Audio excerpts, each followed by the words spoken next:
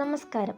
നമ്മളിൽ പലരും ജീവിതത്തിൻ്റെ ഒരു ഘട്ടത്തിലെത്തി നിൽക്കുന്ന വലിയൊരു പ്രതിസന്ധിയെക്കുറിച്ചാണ് നമ്മൾ ഇന്ന് സംസാരിക്കാൻ പോകുന്നത്. ഒരു ബന്ധം തകരുമ്പോൾ അത് ബ്രേക്കപ്പ് ആവട്ടെ അല്ലെങ്കിൽ വേർപിരിയലാവട്ടെ, അതിനുശേഷം നമ്മൾ കേൾക്കുന്ന ഏറ്റവും വലിയൊരു വാചകമുണ്ട്: നമുക്ക് സുഹൃത്തുക്കളായി തുടരാം. കേൾക്കുമ്പോൾ വളരെ പക്വമായി തോന്നുന്ന, എന്നാൽ പ്രായോഗികമായി നടപ്പിലാക്കുമ്പോൾ നമ്മുടെ ജീവിതത്തെ തന്നെ കീഴ്മേൽ മറിക്കാൻ സാധ്യതയുള്ള ഒരു വാചകമാണത്. ഈ വീഡിയോയുടെ അവസാനം വരെ നിങ്ങളൊപ്പമുണ്ടെങ്കിൽ ഒരുപക്ഷെ നിങ്ങളുടെ ജീവിതത്തിലെ ഏറ്റവും വലിയ മാനസിക ഭാരത്തിൽ നിന്ന് നിങ്ങൾക്ക് മോചനം ലഭിച്ചേക്കാം. എന്തുകൊണ്ടാണ് നമ്മൾ എക്സുമായി സുഹൃത്തുക്കളാകാൻ ഇത്രയധികം ആഗ്രഹിക്കുന്നത്? ഇതിനു പിന്നിൽ ഒരു മനഃശാസ്ത്രമുണ്ട്. നമ്മൾ ഒപ്പമുണ്ടായിരുന്ന ആ വ്യക്തിയോടുള്ള അടുപ്പം പെട്ടെന്നൊന്ന് ഇല്ലാതാക്കാൻ നമ്മുടെ തലച്ചോറ് സമ്മതിക്കുന്നില്ല. അതൊരു ലഹരി പോലെയാണ്. ആ വ്യക്തിയുടെ സാമീപ്യം, അവരുടെ മെസ്സേജുകൾ, അവരുടെ ശബ്ദം, ഇതൊക്കെ നമ്മളൊരു സുഹൃത്തെന്ന ലേബലിൽ വീണ്ടും തേടുന്നു. സത്യം പറഞ്ഞാൽ സുഹൃത്തിന് വേണ്ടിയിട്ടാണോ നമ്മൾ അവരെ കാണാൻ ആഗ്രഹിക്കുന്നത്? അതോ അവരെ എന്നേക്കുമായി നഷ്ടപ്പെട്ടു എന്ന യാഥാർത്ഥ്യത്തെ ഭയന്നാണോ? ഈയൊരു ചോദ്യം തന്നെയാണ് നമ്മൾ ഇന്നിവിടെ വിശകലനം ചെയ്യാൻ പോകുന്നത്. സിനിമകളിലും നോവലുകളിലും നമ്മൾ കാണാറുണ്ട് പിരിഞ്ഞവർ വീണ്ടും സുഹൃത്തുക്കളായി ഒത്തുചേരുന്നത്. അത് കാണുമ്പോൾ നമുക്ക് തോന്നും ഇതാണ് ശരിയായ വഴി എന്ന്. എന്നാൽ റിയൽ ലൈഫിൽ കാര്യങ്ങൾ അങ്ങനെയല്ല. നമ്മുടെ സുഹൃത്തുക്കൾ, ബന്ധുക്കൾ, സോഷ്യൽ മീഡിയ ഇവരൊക്കെ നമ്മളോട് പറയും, എന്തിനാ പിണങ്ങുന്നത്, സുഹൃത്തുക്കളായി തുടർന്നുകൂടെ എന്ന്. ഈ സമ്മർദ്ദം കാരണം പലരും തങ്ങൾക്ക് തീരെ താല്പര്യമില്ലാത്ത സൗഹൃദങ്ങൾ തുടരുന്നു. സ്വന്തം മനസ്സിനെ വഞ്ചിച്ച് നമ്മൾ എന്തിനാണ് ഇത്തരം ഒരു സൗഹൃദം കാത്തു സൂക്ഷിക്കുന്നത്? ഇതിൻ്റെ വില എന്താണെന്ന് നമ്മൾ ആലോചിച്ചിട്ടുണ്ടോ? ഈ വീഡിയോ വെറും ഒരു ഉപദേശമല്ല, ഇത് നിങ്ങളുടെ തന്നെ ഉള്ളിലുള്ള ചില ചോദ്യങ്ങൾക്കുള്ള ഉത്തരമാണ്. നമ്മൾ ഇന്ന് സംസാരിക്കാൻ പോകുന്നത് എക്സുമായി സുഹൃത്തുക്കളാവാൻ ശ്രമിക്കുമ്പോൾ സംഭവിക്കുന്ന 5 പ്രധാനപ്പെട്ട മാനസിക പിഴവുകളെക്കുറിച്ചാണ്. ഉദാഹരണത്തിന്, ഓപ്പൺ ബൗണ്ടറീസ് എന്ന പേരിൽ നമ്മൾ വരുത്തി വെക്കുന്ന തെറ്റുകൾ. പഴയ കാര്യങ്ങൾ വീണ്ടും വീണ്ടും ചർച്ച ചെയ്ത് മുറിവുണങ്ങാതെ സൂക്ഷിക്കുന്നത്. പുതിയൊരു ജീവിതത്തിലേക്ക് കടക്കാൻ കഴിയാത്ത അവസ്ഥ. ഇതൊക്കെ നമ്മൾ വളരെ വിശദമായി അനുഭവങ്ങളുടെ വെളിച്ചത്തിൽ തന്നെ സംസാരിക്കും. നിങ്ങളൊരു ബ്രേക്കപ്പിലൂടെ കടന്നു പോകുന്ന ആളാണെങ്കിലോ, അല്ലെങ്കിൽ എക്സുമായി സൗഹൃദത്തിനായി തുടരുന്നത് മാനസികമായി ബുദ്ധിമുട്ടുന്ന ആളാണെങ്കിലോ ഈ വീഡിയോ മുഴുവനായിട്ടും കാണുക. നമുക്ക് വളരെ തുറന്ന മനസ്സോടെ ഈ വിഷയത്തെ സമീപിക്കാം.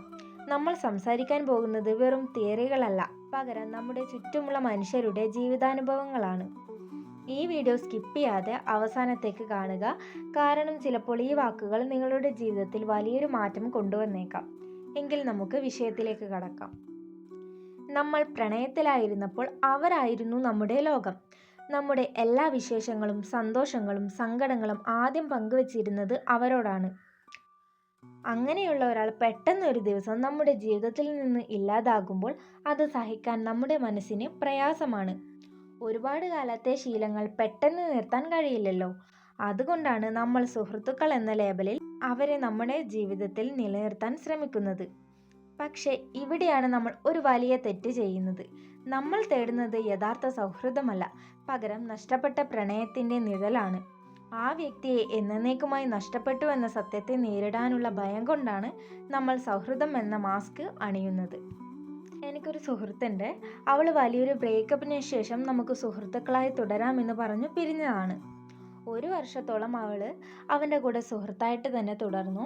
പുറമേ നോക്കുമ്പോൾ അവർ വലിയ കൂട്ടുകാരാണ്, പക്ഷേ ഉള്ളിൽ അവൾ അനുഭവിച്ച വേദന ഭയങ്കരമായിരുന്നു.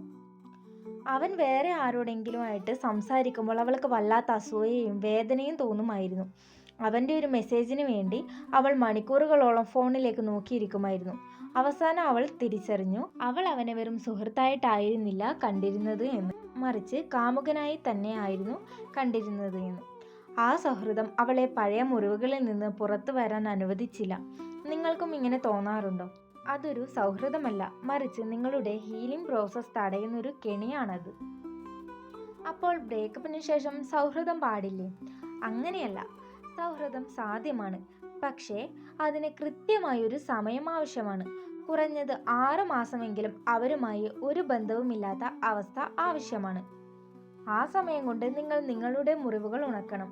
എപ്പോഴാണോ അവരെ കാണുമ്പോഴോ അവരുടെ പേര് കേൾക്കുമ്പോഴോ നിങ്ങൾക്ക് പ്രത്യേക വികാരങ്ങൾ ഒന്നും തോന്നാത്തത്, അപ്പോഴാണ് നിങ്ങൾ ശരിക്കും ഹീലായത്. അന്ന് നിങ്ങൾക്ക് അവരോട് ഒരു സാധാരണ സുഹൃത്തിനോട് എന്ന പോലെ സംസാരിക്കാം. അതിനു മുമ്പ് അവരോട് സൗഹൃദത്തിന് ശ്രമിക്കുന്നതിന് വിപരീത ഫലം മാത്രമേ നൽകുള്ളൂ. അവസാനമായിട്ട് ഒന്ന് പറയാം, ചിലപ്പോൾ ജീവിതത്തിൽ ചില ബന്ധങ്ങൾ നമ്മളെ പഠിപ്പിക്കാൻ വേണ്ടി മാത്രമായിരിക്കും വരുന്നത്. അവരുമായി സൗഹൃദം തുടരുന്നത് നിങ്ങളുടെ ജീവിതത്തിൽ പുതിയൊരു പ്രണയമോ പുതിയൊരു സൗഹൃദമോ വരുന്നത് തടഞ്ഞേക്കാം. എക്സുമായിട്ടുള്ള സൗഹൃദത്തിന് നൽകുന്ന അതേ ഊർജം നിങ്ങളുടെ തന്നെ വ്യക്തിപരമായ വളർച്ചയ്ക്കും പുതിയ മനുഷ്യരെ കണ്ടെത്തുന്നതിനും നൽകി നോക്കൂ. അപ്പോൾ നിങ്ങൾക്ക് മനസ്സിലാവും, പഴയ ബന്ധങ്ങളെക്കാളും എത്രയോ വലുതാണ് സ്വന്തം സമാധാനമെന്ന്. ഓർക്കുക, നിങ്ങളെ ശരിക്കും സ്നേഹിക്കുന്നയാൾ ഒരിക്കലും നിങ്ങളെ ഇത്രയധികം മാനസിക സംഘർഷത്തിൽ നിർത്താൻ ആഗ്രഹിക്കില്ല. സ്വന്തം തീരുമാനങ്ങളിൽ വ്യക്തത വരുത്തുക, സമാധാനത്തോടെ മുന്നോട്ട് പോവുക. നമ്മൾ ഇന്ന് ഒരുപാട് കാര്യങ്ങൾ സംസാരിച്ചു. എക്സുമായി സൗഹൃദം തുടരണോ വേണ്ടയോ എന്നതിനെക്കുറിച്ച് പലതരം അഭിപ്രായങ്ങൾ നമുക്കുണ്ട്. പക്ഷേ ആത്യന്തികമായിട്ട് നിങ്ങൾ മനസ്സിലാക്കേണ്ടത് ഇതാണ്: സൗഹൃദം എന്നത് രണ്ടു പേരുടെ മനസ്സ് ഒത്തുപോകുമ്പോൾ സംഭവിക്കുന്ന ഒന്നാണ്. ഇവിടെ പ്രതീക്ഷകളോ പഴയ പകയോ ഉണ്ടാവരുത്. നമ്മൾ സംസാരിച്ച കാര്യങ്ങൾ ഒന്നുകൂടി ഓർക്കുക. നിങ്ങളുടെ മനസ്സ് ശരിക്കും ശാന്തമാണോ? അതോ പഴയ ബന്ധത്തിൻ്റെ ഓർമ്മകളിൽ നിന്ന് നിങ്ങൾ ഇപ്പോഴും ജീവിക്കുകയാണോ? ഈ വീഡിയോ കണ്ടു കഴിഞ്ഞാൽ ഉടനെ നിങ്ങളൊരു തീരുമാനം എടുക്കണമെന്ന് ഞാൻ പറയുന്നില്ല. കുറച്ച് സമയം എടുക്കുക. നിങ്ങളോട് തന്നെ സത്യസന്ധമായിട്ട് സംസാരിക്കുക. കണ്ണാടിക്ക് മുന്നിൽ നിന്ന് നിങ്ങളോട് തന്നെ ചോദിക്കുക, ഈ സൗഹൃദം എൻ്റെ സന്തോഷത്തിന് വേണ്ടിയാണോ അതോ എൻ്റെ ഭയത്തിന് വേണ്ടിയാണോ? ചിലപ്പോൾ ആ ഉത്തരം കണ്ടെത്താൻ നിങ്ങൾക്ക് ദിവസങ്ങളോ മാസങ്ങളോ എടുത്തേക്കാം. അത് കുഴപ്പമില്ല. ഹീലിംഗ് എന്നത് ഒരു ദിവസം കൊണ്ട് സംഭവിക്കുന്നതല്ല, അതൊരു യാത്രയാണ്. ആ യാത്രയിൽ നിങ്ങൾ ഒറ്റയ്ക്കല്ല എന്ന് ഓർക്കുക. നിങ്ങളുടെ അഭിപ്രായങ്ങൾ എനിക്ക് വളരെ പ്രധാനമാണ്. താഴെ കമൻറ്റ് ബോക്സിൽ എഴുതുക. നിങ്ങൾ എക്സുമായി സൗഹൃദം തുടരാൻ ആഗ്രഹിക്കുന്ന ഒരാളാണോ അതോ പൂർണ്ണമായും ഒഴിവാക്കുന്നതാണോ നല്ലതെന്ന് നിങ്ങൾ വിശ്വസിക്കുന്നു?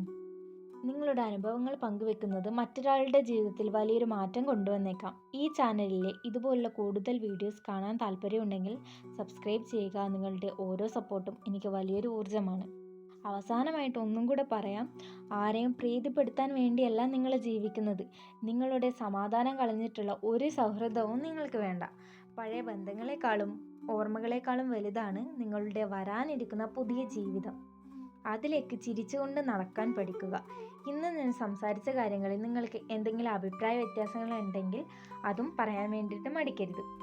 അടുത്ത വീഡിയോയിൽ നമ്മൾ മറ്റൊരു വിഷയമായിട്ട് വീണ്ടും കാണാം. അതുവരെ ഒരുപാട് സ്നേഹത്തോടെ ശ്രദ്ധയോടെ മുന്നോട്ട് പോവുക. നന്ദി.